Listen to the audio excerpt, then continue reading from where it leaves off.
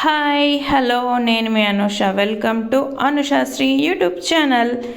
నేనైతే నా వరలక్ష్మి వ్రతానికి తాంబూలం కిందికి కొన్ని ఐటమ్స్ తీసుకోవడం జరిగింది. ఇవన్నీ ఎలా అరేంజ్ చేసుకొని నేను ఏమేమి తీసుకున్నానంటే బ్లౌజ్ పీస్, గాజులు, పసుపు కుంకుమ ప్యాకెట్, ఆకులు, ఒక్క పండు, బత్తాయి పండ్లండి, ఇంకా గులాబీ పువ్వులు, ఇవన్నీ కలిపి నేను రిటర్న్ గిఫ్ట్గా ఒక ఐటెంని తీసుకున్నాను. అదేంటంటే పాప్కార్న్ బౌల్. ఇది కొంచెం వెరైటీగా ఉంది కదండి. అవునండి, ఇది కొంచెం వుడ్ మెటీరియల్తో చేసిన బౌల్. సో ఇవన్నీ అరేంజ్ చేసుకొని నేను అన్ని బౌల్లో పెట్టి ఎలా అరేంజ్ చేశానంటే, ఫస్ట్ ఒక బౌల్ తీసుకొని దాంట్లో ఒక బ్లౌజ్ పీస్ పెట్టి, 2 తమలపాకు ఆకులు పెట్టి, ఒక పండు పెట్టి, ఇంకా నెక్స్ట్ వచ్చేసి 2 గాజులు పెట్టేశాను.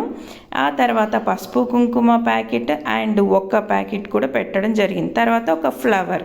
ఇలా అరేంజ్ చేసి నా వరలక్ష్మి వ్రతం రోజు ఇంకొకటి యాడ్ చేశాను. అదేంటంటే ఇందులోనే, ఈ బౌల్లోనే, అది శనగలు. ఇది ప్రసాదం కిందకి ఇచ్చినట్టుగా అమ్మవారికి పూజ చేసి ఇక్కడ అరేంజ్ చేసి ఇలా అరేంజ్ చేశాను.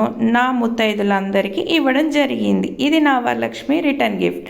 So thank you.